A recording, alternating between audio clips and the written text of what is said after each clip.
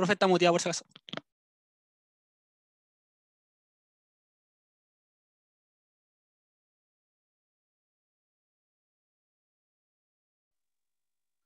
Gracias por avisarme que estaba en mute.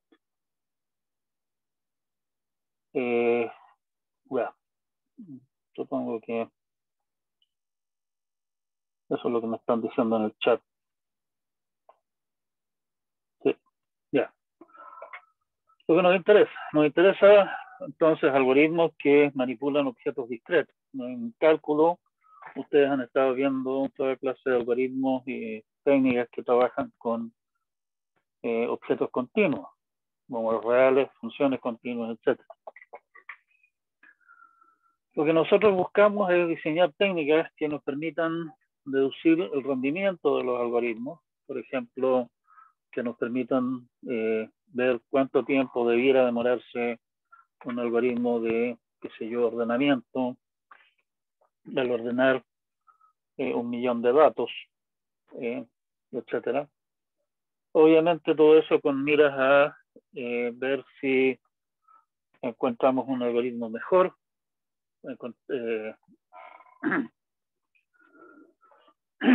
Nos interesa también, obviamente, determinar si es que algún algoritmo es el mejor posible o cerca, lo cual no significa tener que saber cotas del rendimiento, cuál es el mejor rendimiento posible para un algoritmo para lograr para llevar a cabo una cierta tarea. Profe. Ajá. Creo que tiene algo encima de la presentación que se ve negra, un cuadrado negro. Un cuadrado negro. El chat, profe. ¿El chat? Sí, parece. Ah, no, otro cuadrado entonces. ¿Dónde está? No. Justo en medio. Quizá algo que tiene por debajo. Puede ser. ¿Ahí está bien o no? Por lo menos yo lo veo bien acá. No, aún hay una caja, un rectángulo negro tapando el centro de la pantalla. El centro, en el texto. Precisamente. Qué extraño.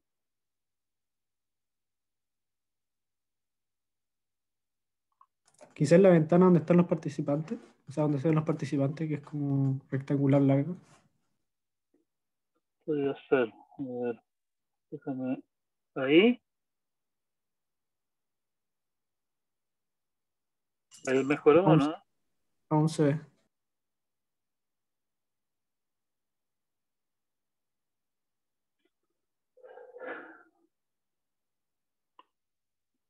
¿Ustedes ven el chat ahí?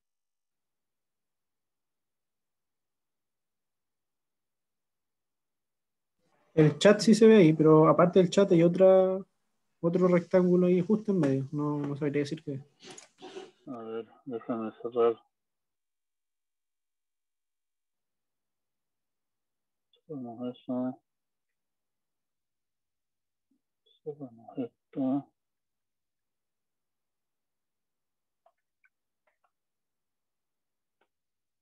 Ahí mejora.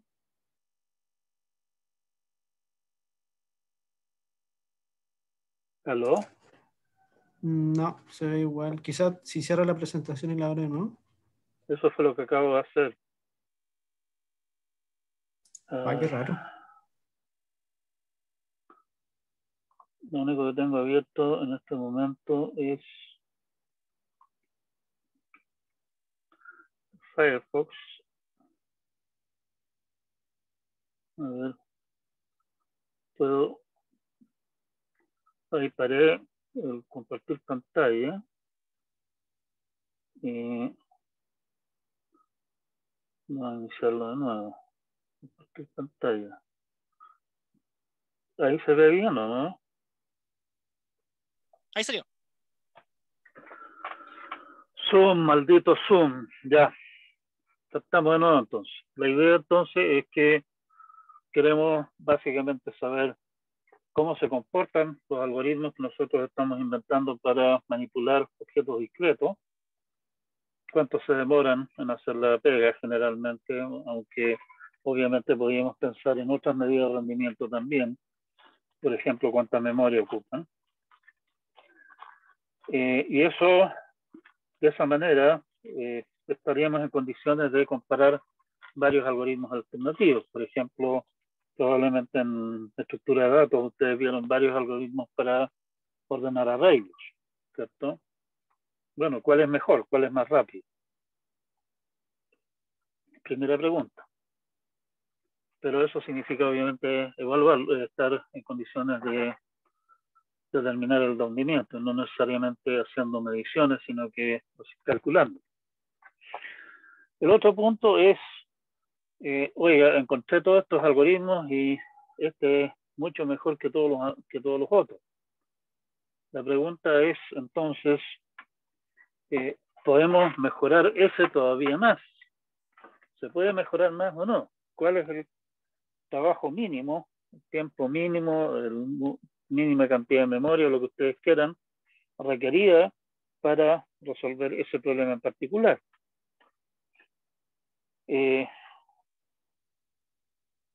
Esa clase de cuotas, digamos, este es el mínimo que se necesita para ordenar datos. Este es el mínimo de memoria que se necesita. Nos da luces acerca de si es que qué tanto espacio tenemos para mejorar. En muchos casos hay una brecha entre el mejor algoritmo que conocemos, que tenemos a la mano para resolver nuestro problema, y el mínimo requerido que podemos demostrar. Entonces tenemos tenemos dos tareas por lo menos entre las manos si es que estamos en esa situación. La tarea número 1 es ver de encontrar un algoritmo mejor que se acerque a la cota que estamos planteando, o sea que tenemos determinada. Y 2, ver si es que podemos encontrar un modelo más ajustado a la realidad que nos permita decir, oye, en realidad la cota que estábamos dando es demasiado optimista y en ese sentido acercar la cota, aumentar la cota inferior. Esa es una gran área de todo lo que estamos nosotros haciendo. Y la otra área, obviamente, es, oiga, aquí tengo un problema. Cuénteme de técnicas generales que me permitan diseñar algoritmos buenos. Ojalá los mejores posibles, pero probablemente tengamos que contentarnos, digamos, por lo menos una primera pasada en algoritmos decentes para resolver problemas individuales. Y eso un poco, fundamentalmente, la segunda parte, no tanto la primera, aunque vamos a jugar un poco con esas cosas también, son los temas con los que nosotros vamos a estar lidiando en el resto del RAM.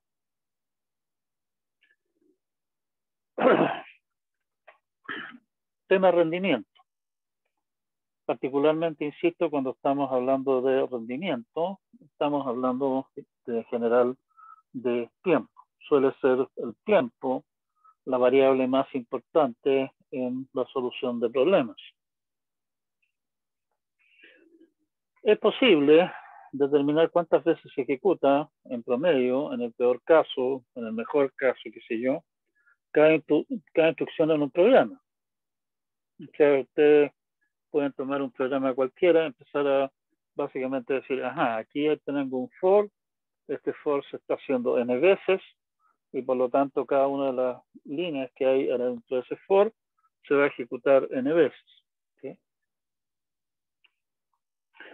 Hacer eso da medidas bastante precisas de rendimiento. El problema es que hacer eso para algún programa que no sea particularmente trivial es un montón de trabajo. Primeramente hay que escribir un programa que esté bien hecho en el lenguaje de programación que ustedes estimen conveniente.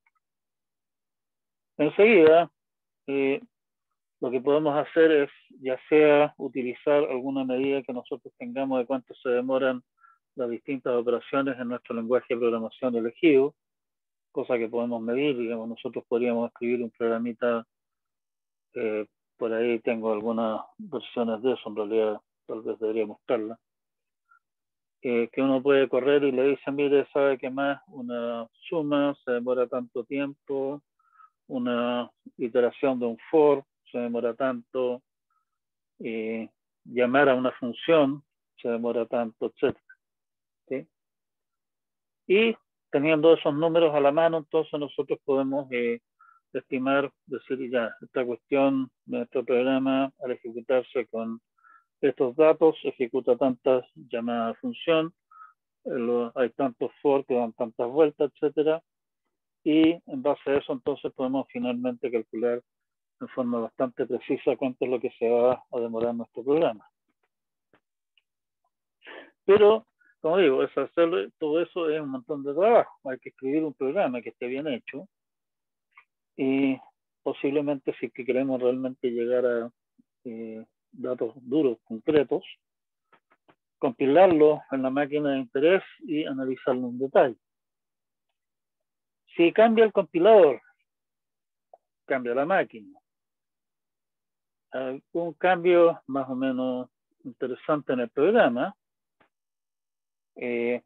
cambia las opciones del compilador. Por ejemplo, ustedes habrán jugado tal vez con compiladores C y uno le puede decir menos, Linux al menos uno le puede decir menos O mayúscula 2, por ejemplo, que es el típico, y le está pidiendo al compilador que haga un esfuerzo extra para generar código más eficiente.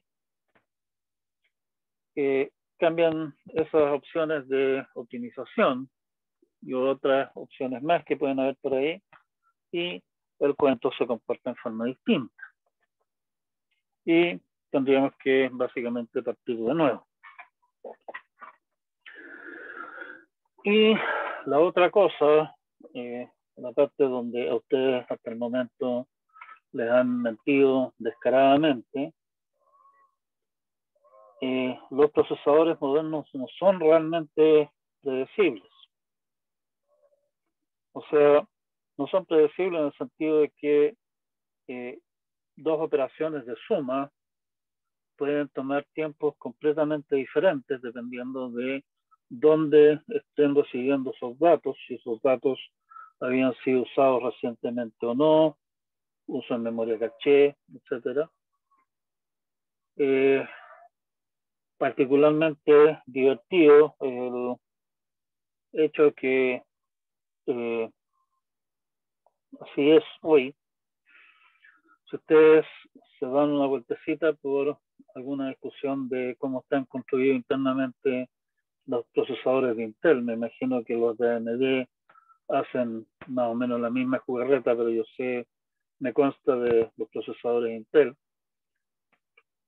que lo que hacen los procesadores Intel, reciben una instrucción de máquina. Esa instrucción de máquina la descomponen en varias instrucciones más elementales internas al procesador y ejecutan esas instrucciones incluso ejecutando varias de las subinstrucciones en paralelo. O sea, no es que si ustedes dicen sume A con B y después suma C con D y qué sé yo, que esas operaciones realmente se hagan en ese orden. Esas operaciones perfectamente se pueden estar haciendo en paralelo. ¿Sí? ¿Y qué tanto se pueden hacer en paralelo? Bueno, va a depender de qué tanto traslapo hay entre los datos que está usando una instrucción y la otra, y otras hierbas más. El otro punto es, particularmente cuando estamos hablando de memoria caché, hoy día las máquinas tienen varios procesadores. Este cacharro tiene 8, por ejemplo. O sea, tiene 4 en realidad, con las cuales simula 8. Cada uno tiene lo que llaman 2 hebras. Y lo que está haciendo uno de esos procesadores afecta, no necesariamente en gran medida, pero afecta a lo que están haciendo los demás. O sea, es distinto correr el programa que está usando un único procesador a estar corriendo ese mismo programa mientras los otros procesadores están corriendo otros programas. Entonces, la cosa no es tan simple, dígame. Es por eso que la memoria caché, por ejemplo, si yo ejecuto el programa una vez, ¿cierto? Y después lo ejecuto de nuevo, es como más rápido la segunda vez, ¿es por eso? A ver, lo que pasa es, hoy día, o sea, el mono que ustedes le han pintado es que el procesador trae instrucciones de la memoria, datos de la memoria, ejecuta las instrucciones sobre los datos y guarda los resultados de vuelta en la memoria, ¿cierto? Resulta que hoy día, y eso es así y no hay cómo cambiarlo realmente, el puro hecho de traer un dato de la memoria es tiempo suficiente para ejecutar un centenar de instrucciones o más. ¿De acuerdo? Por lo tanto, entre el procesador y la memoria se instalan incluso varios niveles de lo que llaman memoria caché, o sea, memoria que es extremadamente rápida, pero es muy cara y por lo tanto se puede hacer en la práctica solamente memorias caché más o menos pequeñas. La idea de lo que está haciendo el procesador, y ahí hay toda clase de técnicas bastante sofisticadas, digamos, de estimar cuál va a ser los datos que se van a usar a continuación y tratar de tenerlos a mano de manera de que cuando el procesador los pida estén en memoria caché y no haya que recurrir a la memoria principal.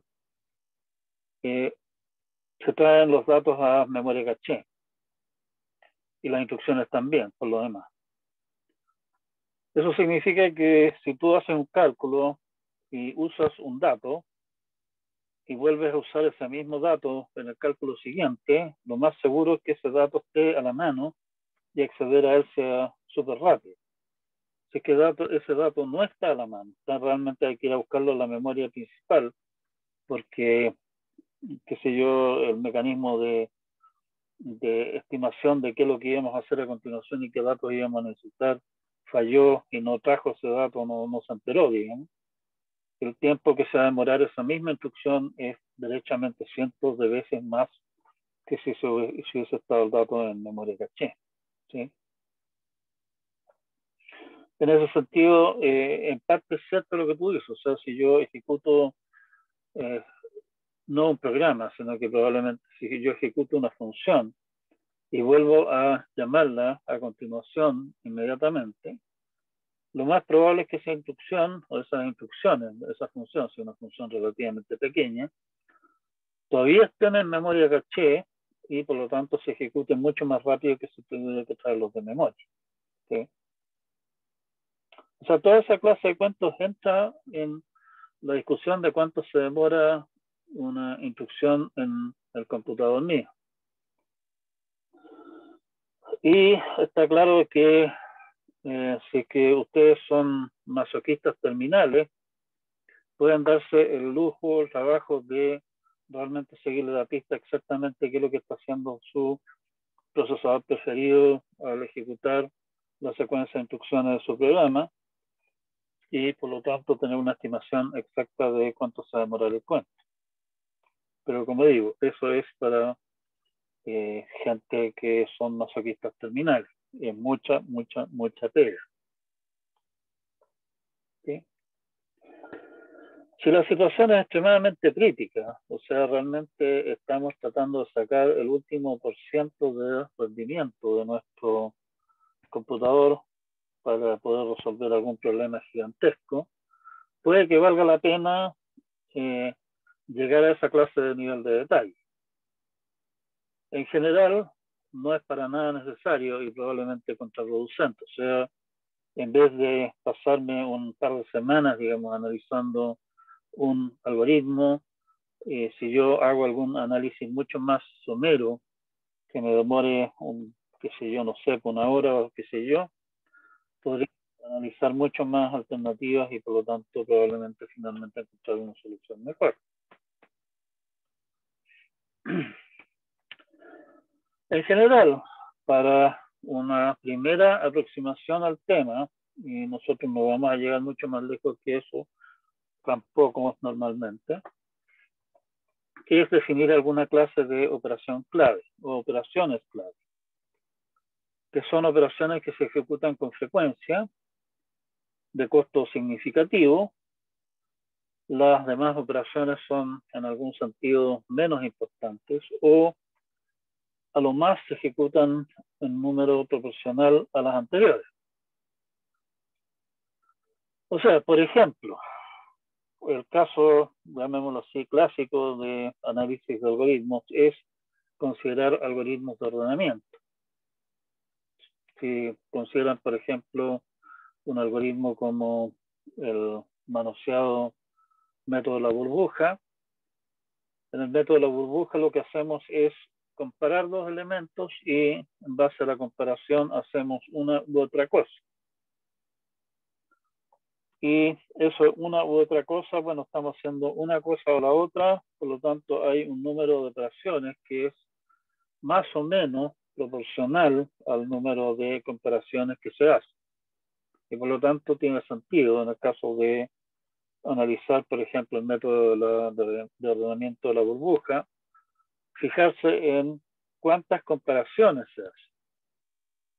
Y decir, bueno, el resto de las operaciones son menos importantes y a lo más se hace un número constante de operaciones adicionales por cada comparación y por lo tanto si contamos las comparaciones tenemos una idea para dónde va la micro con respecto al rendimiento del algoritmo. ¿Sí? El punto interesante de esto es que en muchos casos uno puede contabilizar las operaciones clave que elegidas adecuadamente basándose solo en una descripción bastante de alto vuelo, digámoslo así, del algoritmo. ¿Sí?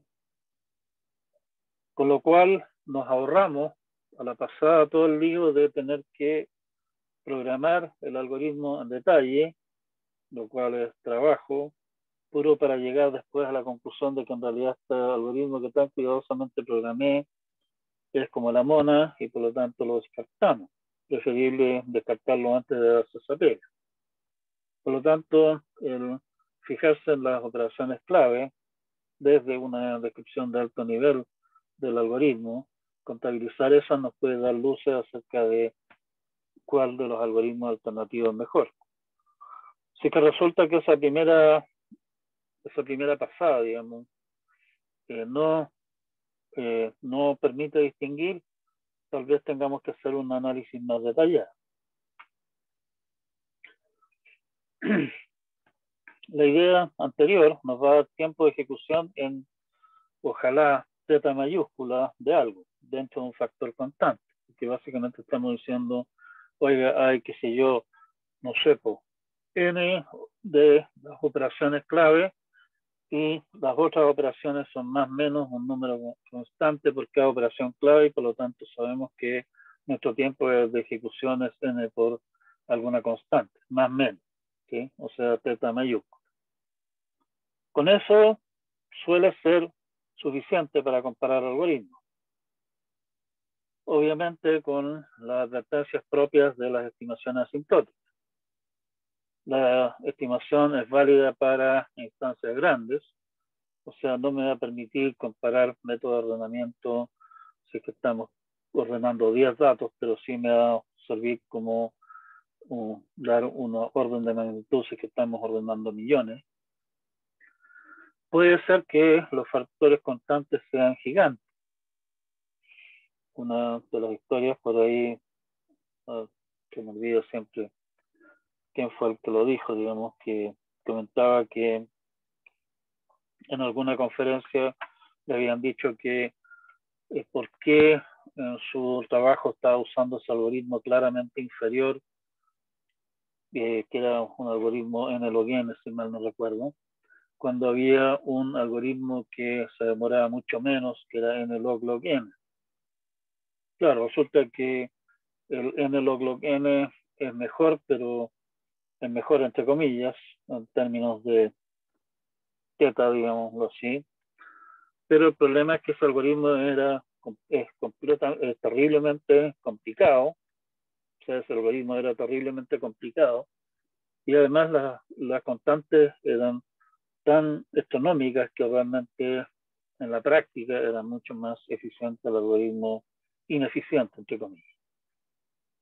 O sea, eso es algo que hay que tener presente, digamos, la cosa no es tan simplemente compare tetas mayúsculas y si uno dice que es n cuadrado y el otro dice que es n log n, no necesariamente el n log n es mejor. ¿Sí?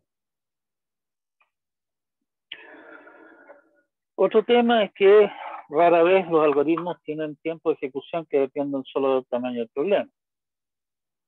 Por ejemplo, si ustedes recuerdan su algoritmo de ordenamiento preferido, el método de ordenamiento de la burbuja, si es que los números, si los datos a ordenar ya están ordenados de antemano, el algoritmo bien programado, digamos, correctamente programado, lo que hace es simplemente dar una pasada por los datos, verificar que están ordenados y punto. Se demora un tiempo que es simplemente proporcional al número de datos. Si es que los datos vienen desordenados, o me parece que en el caso del método de la burbuja, digamos, programado de la forma tradicional, el tiempo de ejecución va a ser proporcional a n cuadrado. ¿Sí? O sea, tenemos esa clase de cosas. Entonces, la cosa no es tan simple. Y eso significa que en algunos casos lo único que podemos decir es dar alguna clase de cota superior, un O mayúscula, no un teta, para el tiempo de ejecución. Por ejemplo, en el caso particular del método de la burbuja, como les decía, en el mejor de los casos se demora un tiempo, hace comparación en este caso particular, proporcional al número de elementos aproximadamente. En el peor de los casos, proporcional al cuadrado del número de elementos. Y esas dos cotas, digamos, inferior y superior, simplemente no las vamos a poder meter en un zapato chino, un teta mayúsculo. Vamos a tener que conformarnos con un O mayúsculo. ¿Sí? El otro punto, bueno, tal vez no me interesa tanto realmente cuánto se demora en el peor caso, pues el peor caso puede ser muy poco frecuente. Estarse fijando en cuánto se demora en el mejor caso, eso es para gente que es optimista recalcitrante. Probablemente, particularmente si que el algoritmo en realidad es parte de un sistema mayor, no me interesa tanto cuánto sea el mejor caso y el peor caso, sino que más bien me interesa cuánto se demora en promedio. Pero llegar a promedio es delicado. Tener un promedio significa que estoy promediando para una población particular de los datos de entrada. Por ejemplo, uno de los ¿cómo se llama? La experiencia demuestra que particularmente si se ponen a ordenar datos, es bastante común encontrarse con que los datos que a uno le están dando a ordenar, en realidad ya vienen más o menos ordenados. El problema es cómo caracterizo cuáles son el más o menos ordenado tiempo en que vienen esos datos, de manera de calcular un promedio para las situaciones reales que nosotros nos vamos a enfrentar. El primer problema es ese, o sea, con qué orden vienen normalmente los datos, cómo describo eso, si estoy hablando de ordenar. Y la segunda cosa es que sabiendo, cosa que generalmente no es cómo saberlo, cuál es la distribución de los datos, cuál es la población de interés de los datos que a mí me llegan, tengo que calcular el rendimiento para cada uno de los miembros de la población y promediar. Y ya ahí nos metimos en un lío, pero gigantesco de grande. En algunos casos, vamos a ver algunos detalles, algunas situaciones más adelante de algoritmos donde se pueden hacer esa clase de estimación en forma más o menos razonable, suponiendo ciertas distribuciones de datos de entrada, pero en general eso no es muy viable. Bueno, como ya habíamos mencionado, obtener cotas al rendimiento, que es lo mejor que podría hacer alguna clase de algoritmo para, qué sé yo, ordenar datos, es relevante para saber qué tanto espacio de mejora hay. Si hay poco espacio de mejora, probablemente no tiene mucho sentido estarse calentando la cabeza tratando de inventar algoritmos nuevos para resolver el problema, sino que más bien habría que concentrarse en mejoras menores, digamos, de los algoritmos que uno ya tiene, porque no hay mucha posibilidad de hacer más que eso.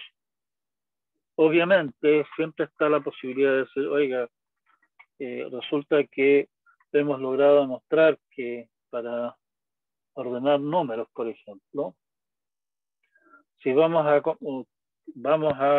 utilizar comparaciones, se requiere como mínimo n logaritmo de n o de n logaritmo de n comparaciones. La opción entonces es derechamente decir, oiga, podríamos efectuar la tarea de ordenar sin usar comparaciones, o sea, simplemente escaparnos de la idea que teníamos. Pero eso es otro tema. En el caso ideal, la cota teórica, el caso de ordenamiento, por ejemplo, sabemos que se requieren al menos n logaritmo de n comparaciones por una constante, o sea, estamos hablando de un omega mayúscula, n logaritmo de n comparaciones para ordenar n números usando comparaciones, y conocemos algoritmos que efectúan el ordenamiento en O de n logaritmo de n comparaciones, y por lo tanto la cota teórica, el rendimiento del algoritmo en ese sentido coinciden dentro de lo que significan omega mayúscula y O mayúscula, y por lo tanto ahí nos podemos estar tranquilos. Como ya decíamos, no es tan simple, buscamos algoritmos mejores y a la vez cotas más ajustadas, de manera de acortar la brecha si es que la hay. Vamos a ver cotas de ordenamiento. Esto es un buen ejemplo porque es una manera más o menos sencilla de obtener cotas. Queremos ordenar un arreglo de n elementos que restricción adicional vamos a suponer que son todos diferentes. Las operaciones que permitimos van a ser comparar dos elementos y reorganizarlos, o sea, mover elementos basándonos en los resultados de las comparaciones.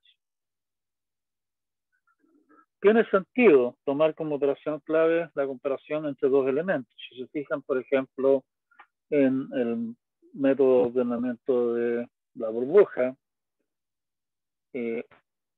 por cada comparación que se hace un cierto número de operaciones adicionales, extraer datos del arreglo, guardar esos datos de nuevo en el arreglo, en otra posición, intercambiar datos, etcétera, toda esa clase de cosas, o no hacerlas, y por lo tanto las demás operaciones resultan ser más o menos proporcionales al de comparaciones, ¿sí? Una cota bastante obvia es que es imposible ordenar con menos de n comparaciones, o sea, en realidad n-1 comparaciones. Si efectuamos menos de n-1 comparaciones, no hay manera de ver que todos los elementos hayan participado en alguna comparación. Y por lo tanto, en realidad no tengo idea si es que ese elemento que nunca se comparó con ningún otro podría ser el menor o el mayor, y por lo tanto, sea lo que hagamos al ordenar, si hacemos menos que n-1 comparaciones, estamos mal, porque ese elemento podría ser el menor, o podría ser el mayor, o podría estar en alguna parte al medio, y definitivamente no estamos ordenando correctamente.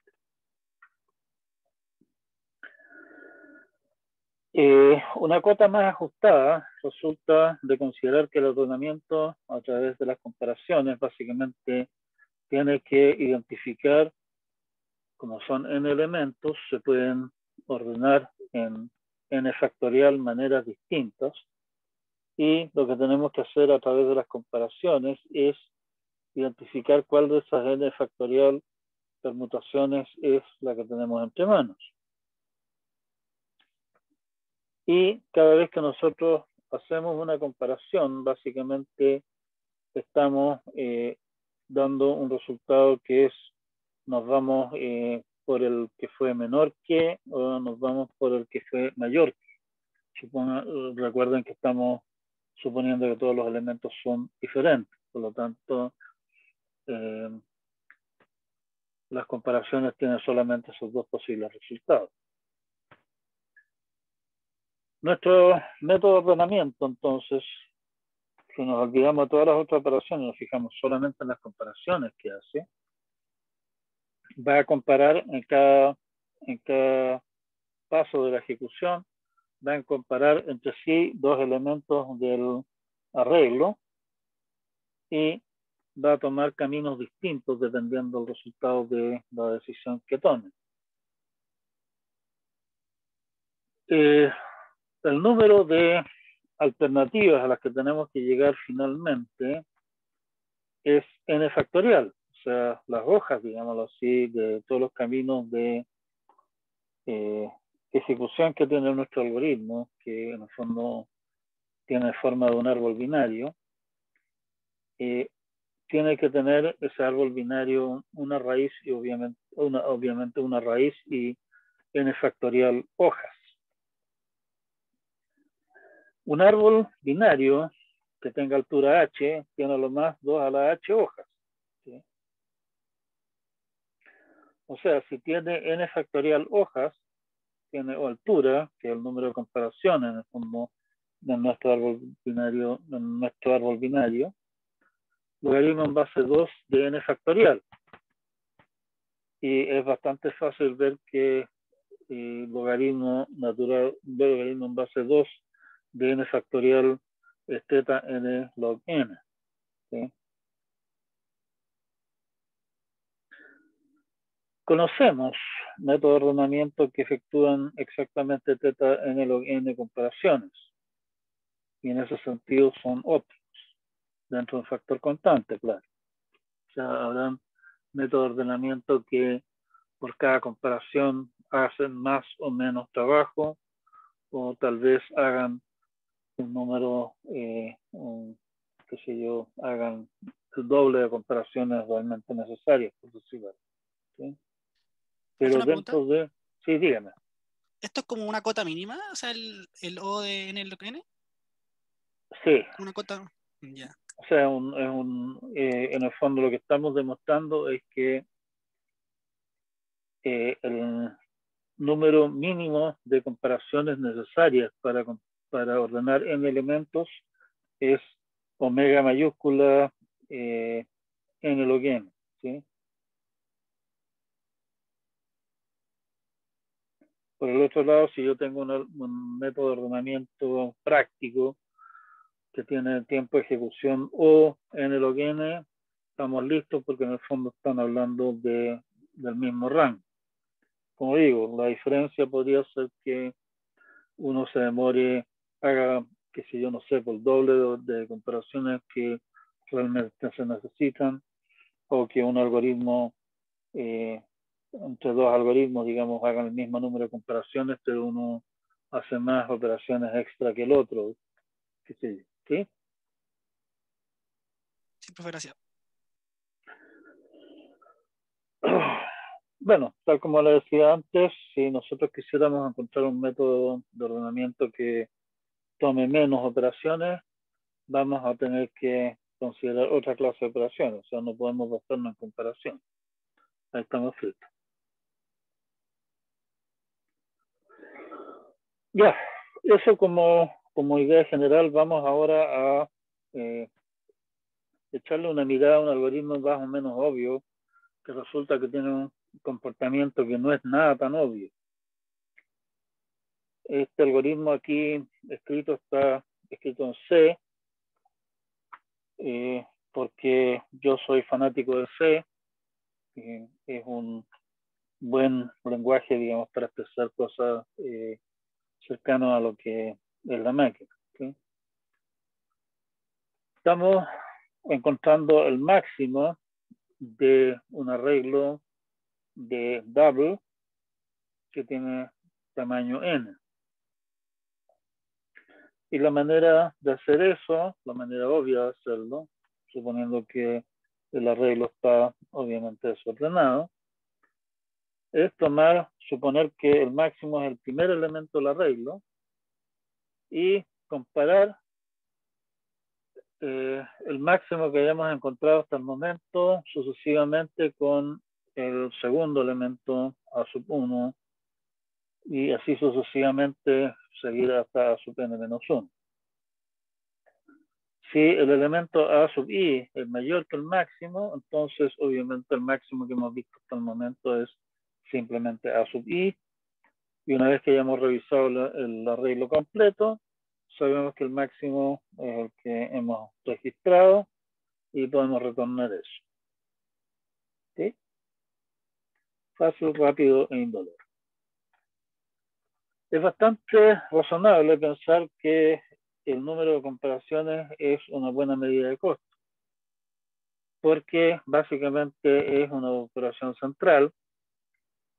Las otras operaciones que hay, para cada comparación hicimos una vuelta al for, para cada comparación hicimos o no hicimos una asignación a max de A sub i, y las otras operaciones que hay, que son básicamente llamar a la función, asignar valores y retornar un resultado, se ejecutan un número constante de veces y no dependen de n. Entonces tiene bastante sentido considerar como vara de medida, digamos, el número de comparación. Es claro que el número de comparación es exactamente n-1, independiente de los datos de entrada. O sea como sean que vengan los datos, estamos haciendo n-1 comparaciones. Estamos comparando el A sub 0 con el 1, el mayor de esos dos con el 2, y así sucesivamente hasta el n-1. O sea, n-1 comparación en total. Esto es óptimo, como ya habíamos observado antes. Si se hacen menos comparaciones, hay al menos un elemento que no se compara nunca y no podemos saber si es que es el mayor o no. Por lo tanto, ahí estamos bien, digamos, nuestro algoritmo resulta ser óptimo y podemos irnos tranquilos. Otra manera de verlo es que cada vez que hagamos una comparación entre dos elementos, va a resultar un ganador y un perdedor. Bueno, pero si analizamos qué es lo que estamos haciendo, tenemos que identificar n-1 perdedores. O sea, n-1 elementos que al ser comparados con el máximo resultan salir perdiendo. Y eso significa que tenemos que hacer al menos n-1 comparaciones, porque si no, no podemos identificar los n-1 perdedores. Otra medida de interés es el número de veces que se le asignan valores a la variable max. O sea, si ustedes se fijan, la asignación a la variable max allí en la... A ver, esperen un minuto. Pero puedo decir esta cosa que... Spotlight. Esta asignación a la variable max aquí significa un costo, ¿sí? Aquí estamos simplemente trabajando con variables double, pero pueden perfectamente imaginarse la situación en la cual los datos con los que estamos trabajando son cosas mucho más voluminosas y por lo tanto el trabajo, digamos, de copiar datos es bastante más sustancial que simplemente una instrucción, como en el caso de lo que estamos haciendo acá.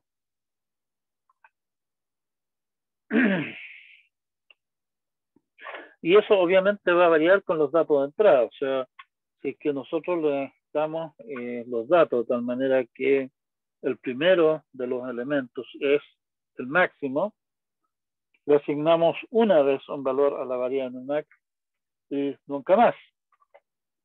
Si es que los datos vienen estrictamente en orden creciente, le estamos asignando a max el primer valor. Cuando lo comparamos con el segundo, resulta que ese es mayor, estamos asignando de nuevo, y así sucesivamente, y terminamos entonces en ese caso con n asignaciones a la variable max.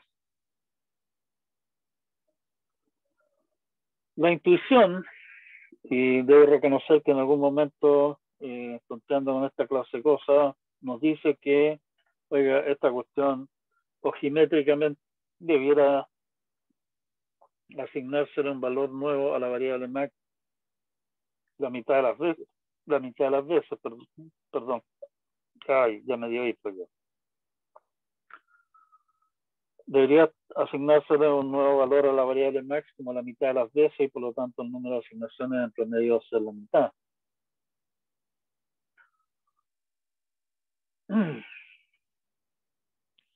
Resulta que eso no es para nada así. Consideremos el elemento A sub i que estamos comparando. Se le asigna ese elemento a max, exactamente si este es el máximo de los elementos A sub 0, bla, bla, bla, hasta A sub i. Si queremos determinar en promedio cuántas veces le asignamos valores a max, nuevamente entramos en el problema que comentábamos antes. O sea, si algún pastel nos pone a usar este algoritmo para encontrar el máximo de datos que en general vienen ordenados de menor a mayor, en general va a ser algo así como n asignaciones a la variable. Si es que ese mismo personaje nos pone a revisar datos que vienen en general ordenados aproximadamente de mayor a menor, va a ser básicamente una asignación o un número bajo de asignación, un número constante de asignaciones a la variable.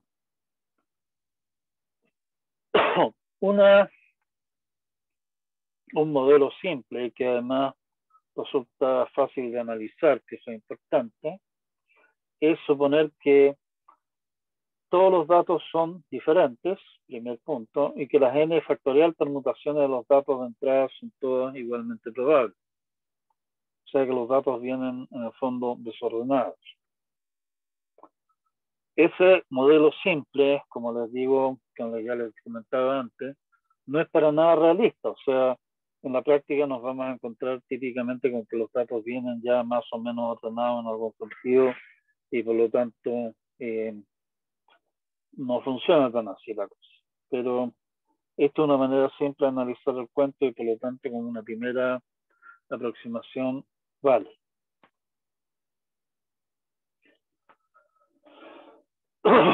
Bueno, veamos entonces. Nuestro modelo, los elementos están ordenados al azar. En particular, como todas las órdenes son igualmente probables, están los primeros elementos.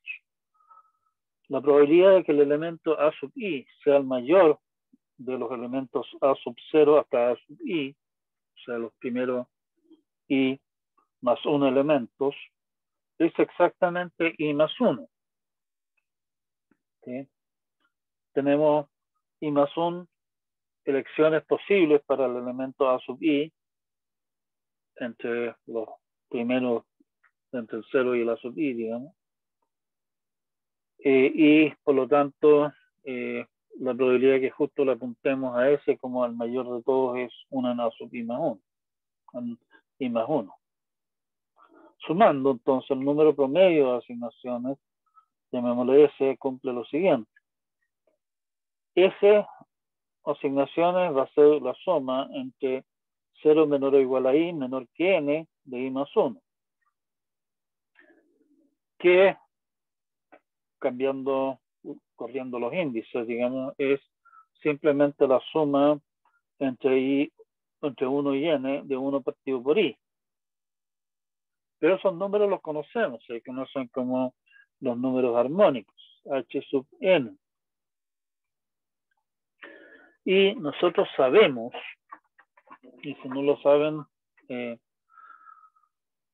puedo tirar un torpedo acerca de cómo llegar a esa estimación. H sub n es aproximadamente logaritmo natural de n más una constante gamma que es 0,5 algo, más 1 partido por 2n más o de n a la menos 2. O sea, para todos los efectos prácticos, h sub n es algo así como logaritmo natural de n, que es bien diferente de lo que nosotros habíamos dicho así ojimétricamente como la mitad del tiempo. Esto nos dice en particular que si tenemos 1.000.000 de valores,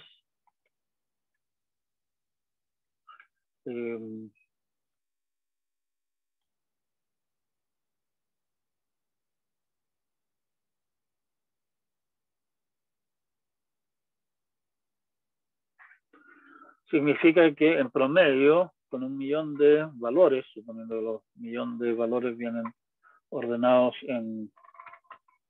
al azar, estamos haciendo 14 asignaciones a la variable max, aproximadamente en promedio, y no 500.000. ¿Sí? O sea, nuestra idea de para dónde iba la cosa estaba extremadamente perdida. Moraleja de esto, y también moraleja de varias otras historias interesantes, sí podríamos darle un par de vueltas por eso y dejar el resto de esta cháchara para la próxima clase. Los programadores en general son extremadamente malos a la hora de estimar cuánto es lo que se demora en algunas operaciones y cuántas veces se efectúan algunas operaciones. Una historia muy divertida respecto de eso se produjo en los tiempos pretéritos de Unix, en los años 70, por ahí, en los cuales el sistema operativo Unix era todavía un sistema básicamente para uso solamente interno en AT&T, la compañía telefónica en Estados Unidos. Y eso significaba entonces que todavía no existía en realidad la idea de correo electrónico, pero la idea era que, similar a correo electrónico, había un encargado de distintas partes del sistema. En este caso particular, nuestro héroe estaba encargado del compilador Fortran.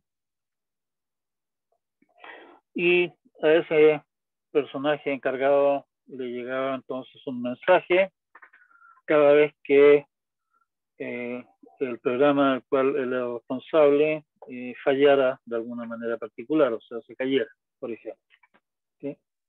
De manera de que esa persona entonces tenía como responsabilidad revisar todos los reportes de problemas que le llegaran y corregirlo y sacar una nueva versión del, en este caso, el compilador Fortran.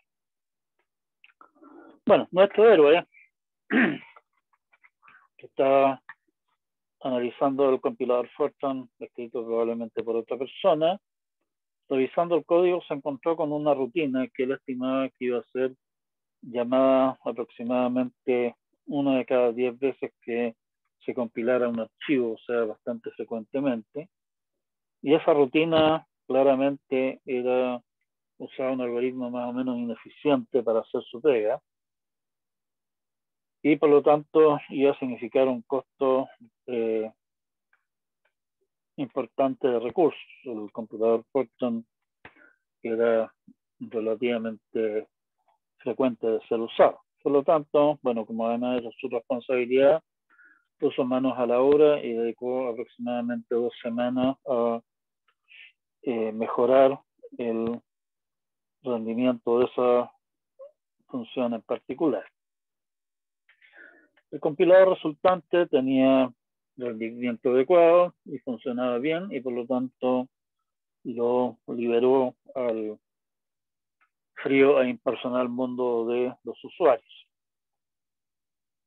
Pasaron unos 2 años y cierto día nuestro héroe se encontró con que le había llegado un mensaje de que el compilador Fortran se había caído, y se había caído precisamente ejecutando la rutina que tan amorosamente había pichicateado 2 años atrás. Revisando el informe y revisando el código de la rutina, descubrió con horror que la rutina estaba errada, digamos, la versión que él había escrito de la rutina estaba errada, y en realidad, en vez de funcionar correctamente la mayor parte del tiempo y caerse a veces, el problema que tenía es que cada santa vez que se le llamara se iba a caer. Resultado es que en esos 2 años, la estimación de que el compilador había sido invocado aproximadamente unos 100 a 200.000 veces en ese periodo, era la primera vez que se caía el compilador. O sea, donde el programador estimaba que esa rutina iba a ser llamada 1 de cada 10 compilaciones, resulta que en realidad estaba siendo llamada 1 de cada 100.000 compilaciones aproximadamente. La gente es muy perdida, digamos, respecto de esa clase de estimación. Así que tengan eso presente. Hay que, antes de meterse a hacer cosas, medir o estimar en base a datos. La pincada no funciona. Bien, un problema relacionado es obtener los 2 mayores elementos de un arreglo. La solución obvia, sin mirar mucho más allá, es obtener el mayor como antes y luego ubicar el segundo mayor. Por ejemplo, registrar en qué posición encontramos el mayor y volver a revisar el arreglo saltándonos en el fondo la posición donde está el mayor, y de esa manera ubicar el segundo mayor. Eso van a ser n-1 comparaciones para hallar el mayor. Como ya lo hemos visto, eso no se puede hacer mejor. Cuando hayamos encontrado el mayor, nos van a quedar n-1 elementos a considerar que podemos encontrar el mayor de ellos, o sea, el segundo mayor, en n-2 comparaciones más. O sea, en total, estamos haciendo 2n-3 comparaciones. No es la idea. Pregunta es, ¿podrá hacerse mejor? En realidad, si lo piensan, hicimos un montón de trabajo comparando elementos en la primera pasada, y la idea sería ver qué tanto de ese trabajo podemos aprovechar. Vale decir, lo que nos interesa hacer es nunca hacer comparaciones cuyo resultado podemos deducir de las comparaciones que ya habíamos hecho, usando básicamente la transitividad del menor o igual, del menor que.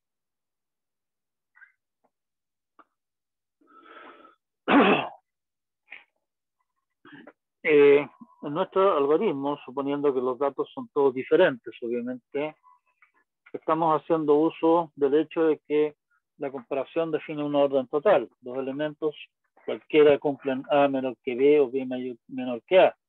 No hay terceras opciones aquí.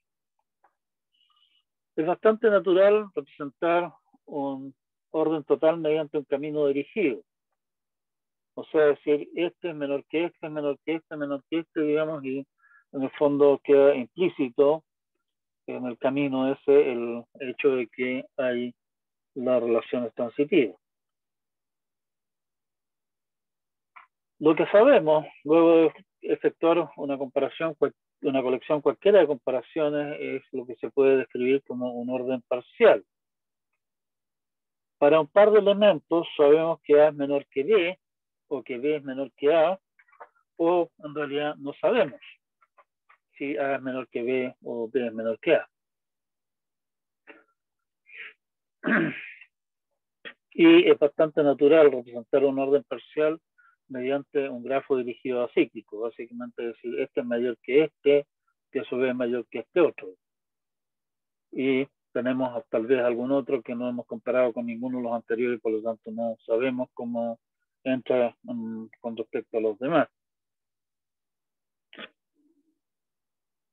El problema entonces, mirándolo desde ese punto de vista, es que tenemos inicialmente un conjunto de vértices aislados, tenemos los n elementos que queremos encontrar el mayor y no tenemos ninguna idea de cuál es la relación entre ellos, y cada vez que hacemos una comparación estamos básicamente determinando que este es menor que este y por lo tanto los vamos metiendo, digámoslo así, en un grafo dirigido acíclico que describe el orden de los elementos.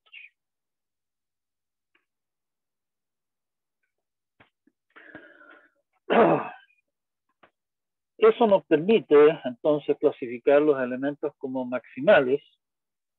Son mayores que todos aquellos con los que ya podemos determinar su orden.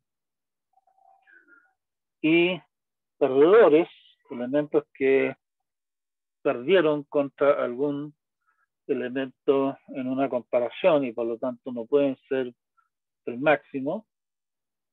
Y van a haber todavía algunos otros elementos que en el fondo no tenemos idea. ¿Sí? Pero los elementos que no tenemos idea, inicialmente podemos decir, oiga, son todos maximales. No hemos hecho ninguna comparación y ustedes me preguntan, el A sub 5 es mayor que todos los con los que lo he comparado. No lo he comparado con nadie, así que ganador de todas maneras. Son todos maximales inicialmente.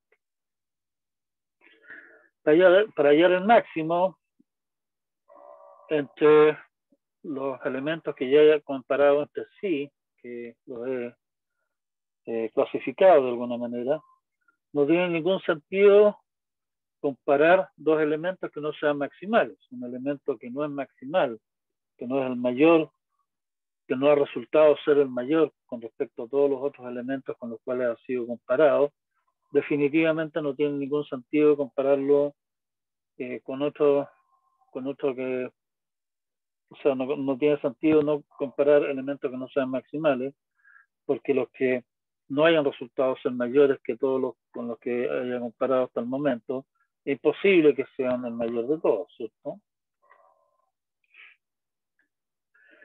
Ya, ese es un tema. Vamos a otra cosa ahora. Vamos a definir los árboles binominales como árboles con raíz construidos como sigue. El árbol binominal B sub 0 consta de un único vértice. Vamos a hacer un monito pronto. Para n mayor o igual que 0, el árbol binominal B sub n más 1 se construye tomando dos árboles binomiales B sub n y haciendo que la raíz de uno sea hijo de la raíz del otro. Está claro por esta construcción que B sub n tiene 2 a la n vértices y que su raíz tiene n hijos. Aquí tenemos algunos ejemplos de árboles binominales. Acá tenemos al amigo B sub 0, un único vértice. B sub 1 tengo un B sub 0 que es, o sea, tengo un B sub 0 que es hijo de la raíz de otro B sub 0. Un B sub 2 es un B sub 1, este de acá, del cual otro B sub 1, otra copia de esto, este de aquí, la raíz de este es hijo de este. B sub 3 son dos copias de esta cosa, como ustedes ven acá. B sub 4 es este hermoso mono de acá. Ustedes se fijan que B sub 0, la raíz tiene 0 hijos, acá la raíz tiene 1, acá tiene 2, acá tiene 4 hijos la raíz. Perdón, tiene 3 hijos la raíz, no 4. Acá la raíz tiene 4 hijos. ¿Sí? Entonces está medio chamullento el mono este que debería estar más arriba, pero bueno, no importa. Ya. ¿Estamos? Lo que estamos haciendo, como nosotros estamos comparando, o sea, si nosotros comparamos siempre elementos maximales, que cada uno de ellos tenga la misma cantidad de otros elementos que ya sé que son menores que él, como en este caso estoy comparando este, que yo sé que es mayor que estos otros 3, con este otro, que yo sé que es mayor que estos otros 3, y ese orden me determina este orden de acá, o sea, este es el mayor de todos, uno de estos 3 el segundo mayor, y los otros son definitivamente perdedores y quedan fuera, digamos. ¿Sí? Al hacer las comparaciones me conviene ir haciendo las comparaciones de manera de hacerlo en forma pareja.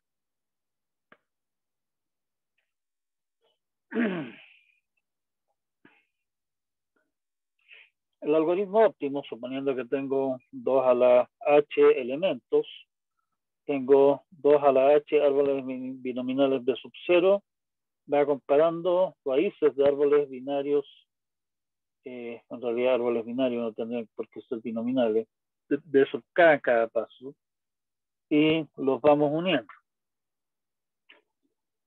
El por qué conviene tomar árboles del mismo peso, digamos, la misma cantidad de elementos en cada paso es, en realidad está detallado en el apunte, ¿sí? Un árbol de n vértices tiene n-1 arcos, y cada arco en lo anterior corresponde a una comparación efectuada, lo que nuevamente nos indica que son n-1 comparaciones en total.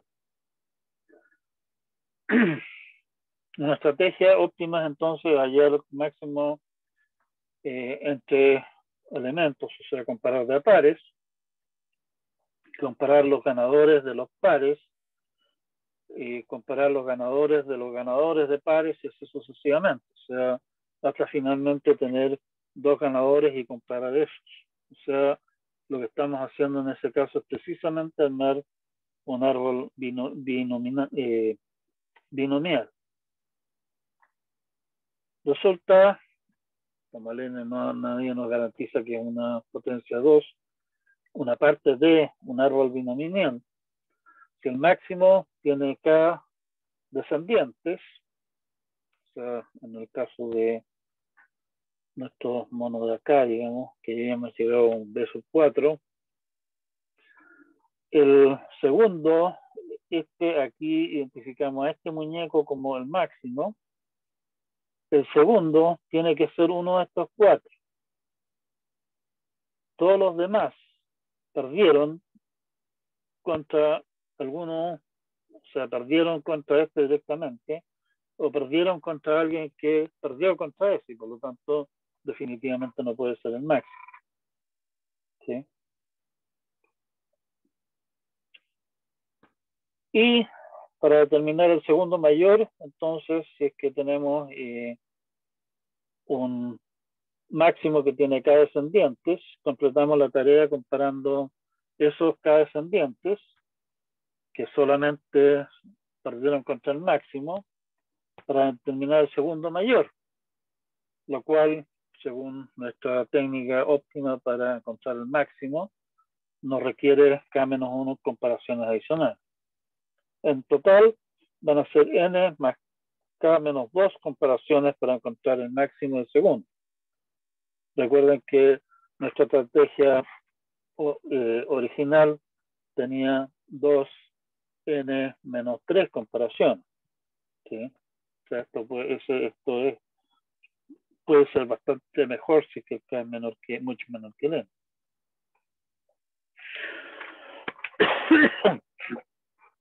Pero el árbol tiene entre 2 a la k menos 1 y 2 a la k vértices. Así que estamos hablando de un árbol binominal.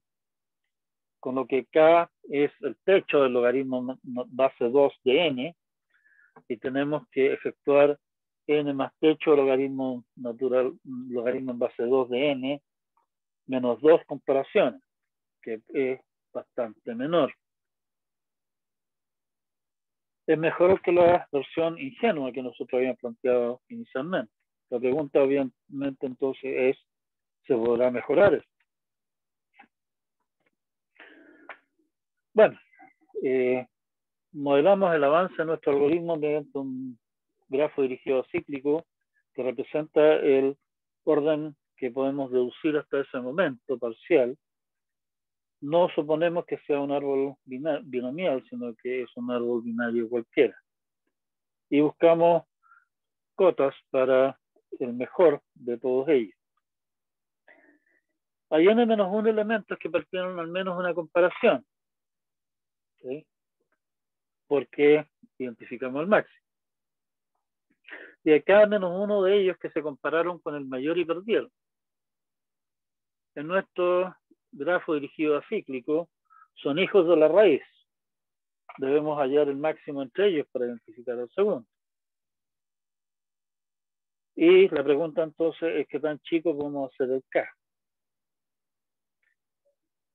Para demostrar un óptimo, y esta es una técnica general para hacer tales cosas, una técnica útil es imaginar un adversario que guía los pasos del algoritmo. O sea, cada vez que el algoritmo hace alguna pregunta, hace una consulta, el adversario da la peor respuesta posible, obviamente siendo consistente con las respuestas que dio anteriormente. O sea,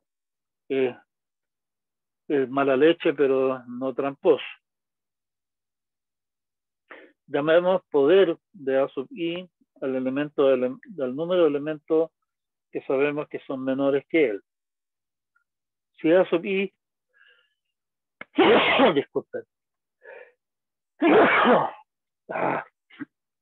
Si A sub i tiene poder u y A sub j tiene poder v, el ganador de los dos va a tener poder u más v más 1. ¿Sí? O sea, si A sub i gana, ya sabíamos que era mayor que u elementos y es mayor que los b elementos que resultaron ser menores que la sub j, y además a la sub j mismo, y al revés al otro lado también. Nuestro algoritmo conoce los poderes totales actuales de todos los elementos, o sea, sabe con cuántos otros, qué tamaño tiene el árbol que parte de este elemento hacia abajo. Y debe decidir entonces cuáles comparar a continuación. El adversario decide el resultado y busca entregar el mínimo de información posible. Esto es minimizar el aumento de poder del ganador y dar de ganador al que tiene mayor poder. ¿Sí? Porque en el fondo, en la medida que nosotros aumentemos el poder de un elemento, lo estamos acercando, digamos, a su posición de máximo de todos. Garantizar el máximo aumento de poder es comparar siempre elementos con el mismo poder, que en realidad viene a ser exactamente la estrategia que nosotros planteamos con nuestros árboles binomiales. Esto significa que si hay K rondas de estas de ir armando árboles cada vez más grandes, el 2 a la K menos 1 menor que n menor o igual a 2 a la K, o sea, K es techo del logaritmo en base 2 de n, y nuestro algoritmo, nuestro esbozo de algoritmo, en realidad no es un algoritmo propiamente tal, pero falta completar un montón de detalles, es óptimo en términos de números de comparación. Nuevamente, aquí entra el tema de vale la pena hacer toda esta cosa. O sea, está claro que registrar toda esa información acerca de los elementos de quienes hemos comparado toda la cuestión es un montón de trabajo. Y probablemente en la práctica, hacer eso, salvo que tengamos una situación en la que las comparaciones sean muy costosas, probablemente lo que ganemos frente al algoritmo ingenuo que nosotros habíamos planteado inicialmente, en realidad lo que ganamos en términos de número de comparaciones lo perdemos en términos de mayor burocracia en otras operaciones. Entonces, nuestro interés es algoritmos que manipulan objetos discretos, o sea, cosas tales como ordenar un arreglo de elementos, buscar una palabra en una palabra mayor, digamos, en un texto mayor, etc. Para simplificar el análisis y no meternos en tantos líos detallísticos, vamos a definir generalmente ciertas operaciones clave y nos concentramos solamente en contar esas. De esa manera yo puedo trabajar incluso con una descripción muy genérica del algoritmo, como lo que estuvimos haciendo recién, por ejemplo. En ninguna parte dijimos exactamente cómo íbamos a manejar todo el cuento de saber quiénes ganaban con cuántos y el poder de los elementos y toda la historia.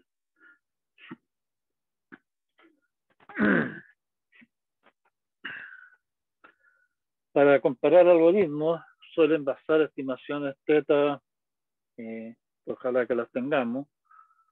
Muchas veces tenemos estimaciones solamente O mayúsculas, donde hay que tener cuidado porque es una cota superior y puede ser que nuestra cota superior no ande ni cerca. Aunque igual, y tiene razón alguna gente que insiste en estimaciones del tipo igualdad asintótica, o sea, que el límite de una función partido por la otra sea 1. O sea, no nos metamos constantes al bolsillo. En el fondo.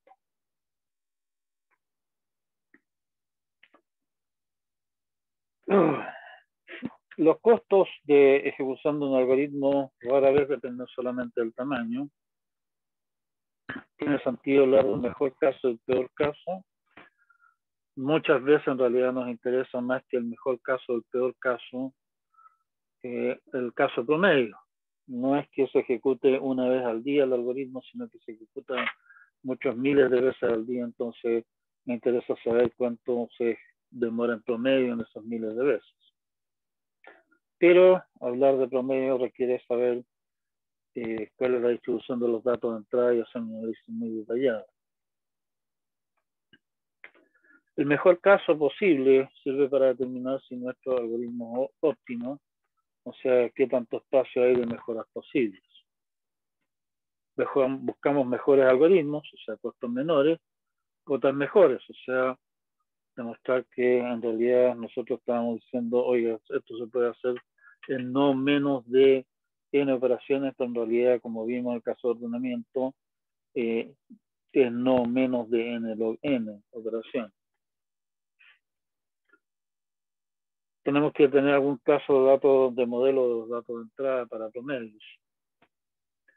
Y para obtener cotas teóricas es común que sea útil pensar que hay un adversario que nos da los peores casos para nuestro algoritmo. Y estamos en realidad incluso pasados de la hora. Discúlpenme, pero eso.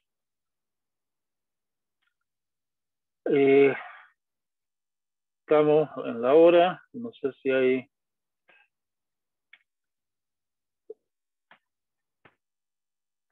alguna consulta.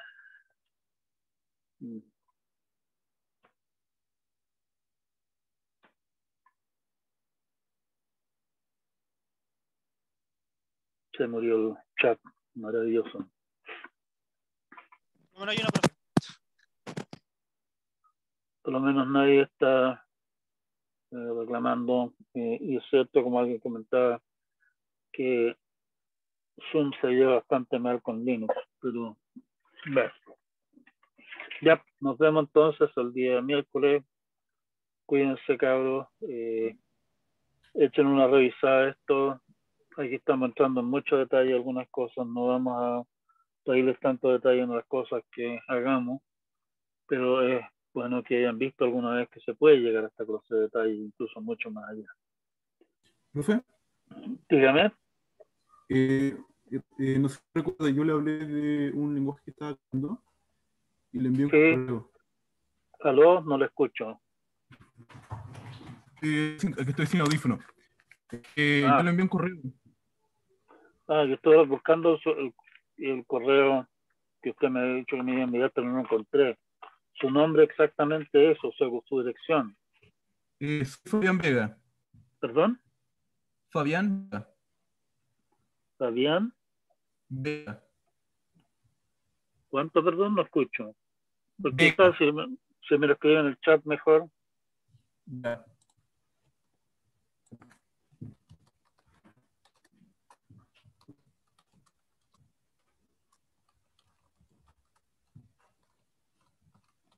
Fabián Vega, ya. Ya voy a revisar, porque como le dije, yo lo tenía pendiente de preguntarle, que no había podido encontrar el correo, porque me llegó tal cantidad de correo que no. Ya. Ahí lo veo y le respondo, ¿ya? Ya, muchas gracias. Nos vemos. Chao, chao. Chao. Chao, profe, que le vaya bien. Gracias. Que le vaya bien a ustedes.